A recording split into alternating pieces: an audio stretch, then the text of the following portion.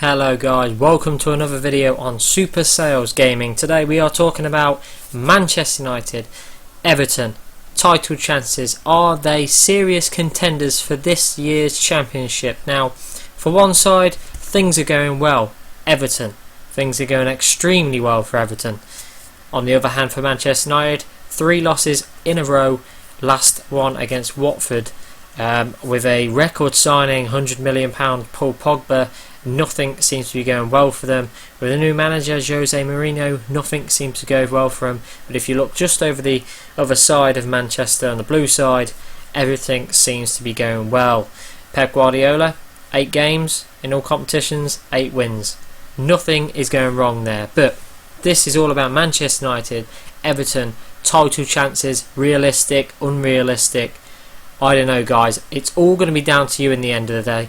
I'm going to discuss it for a little bit and then you need to comment below your thoughts. If you're a Man United fan, an Everton fan, comment. If you're a Man City fan or a Liverpool fan, comment also, due to these being the rivals.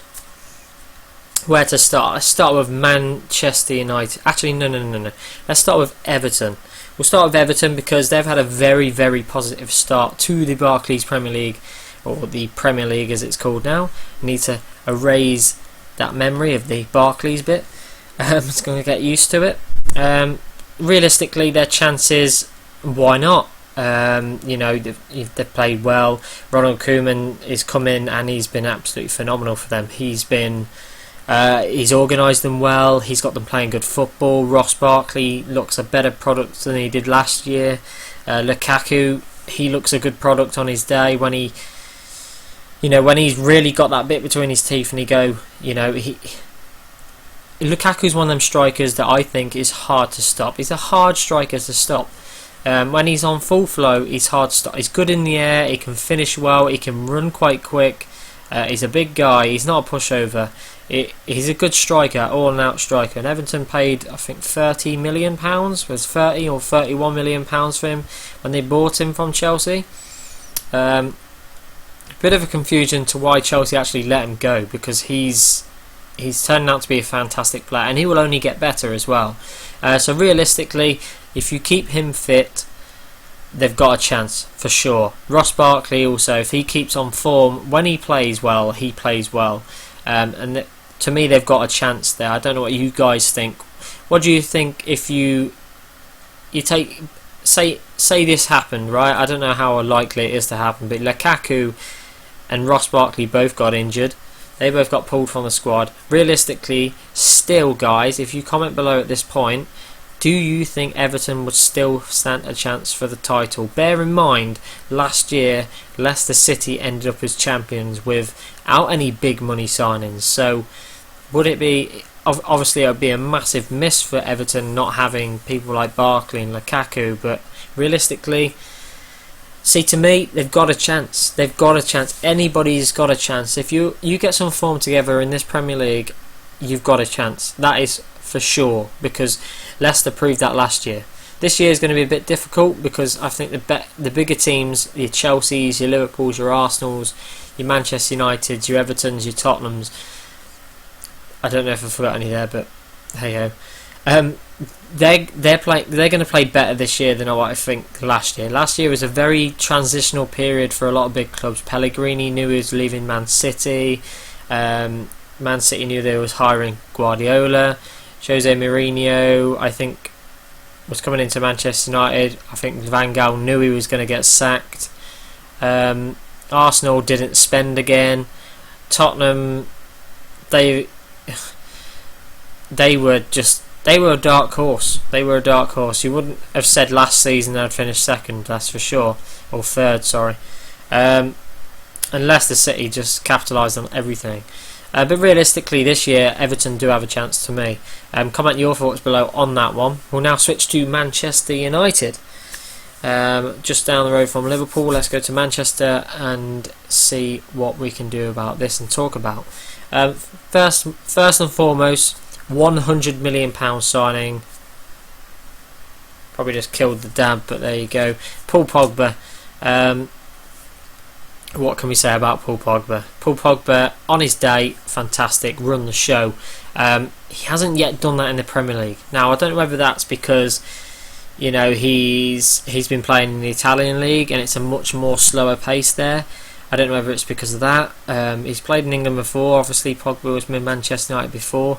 You know, but you've got to look at look at him, and you've got to ask, well, if it's £100 million, why? You know, what have we paid £100 million? What have you paid £100 million for? Because at the moment, he's not showing him, if that makes sense. He's not showing the reason why they bought him for £100 million. That he's not showing why he's got that price tag, if that makes sense.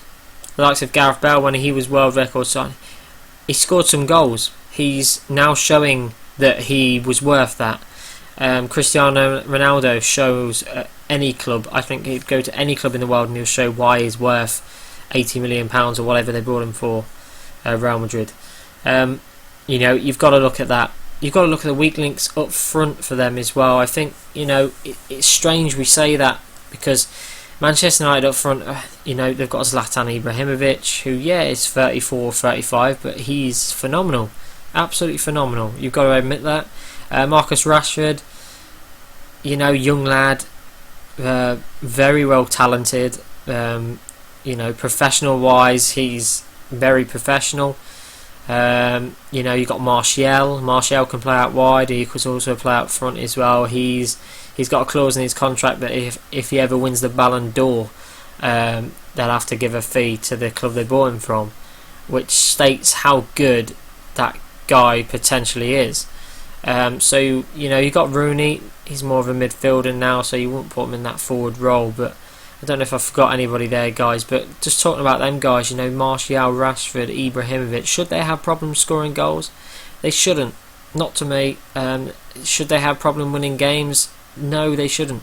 I watched them against Feyenoord, and Feyenoord just defended, and Manchester United, I don't think, to me, didn't really know what to do with themselves, you know, against them. They were knocking on the door a lot, but it didn't seem to happen. I can't remember the first. I think the final goal was when they counter-attacked. I'm sure it was.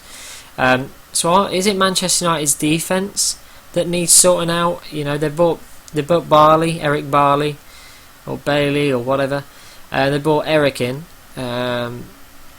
with Chris Smalling. Chris Smalling had a fantastic season last. You know, they've no problems in the keeper range. No way. David De Gea is one of the best in the world, probably top 2 in the world under Neuer. So they've got no problem at the back there for keeper.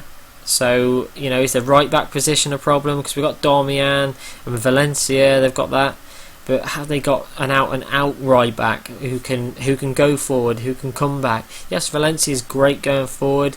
I haven't seen too much of him coming back yet because I haven't watched enough of them to know that. But you know, realistically, have Manchester United got a chance? Of course they have. They're a 76,000 seater stadium, whatever. Loads of money in there. They made a massive profit. I don't know if you've seen it recently. They made a profit big time, even though they spent on Pogba. You've got to look at Pogba as well. Like I said before, his potential will come through eventually, and once he starts performing, I don't know a team in the Premier League that really can contain him properly. You know, so realistically, Manchester United, to me, they do have a chance. They're going to have to be better than what they've been in the last 3 games, that is for sure. And they play Northampton tomorrow in the EFL Cup. So I should imagine Jose Mourinho will want it to all start then and there. They'll want to start with a nice, comfortable win over Northampton and then press on.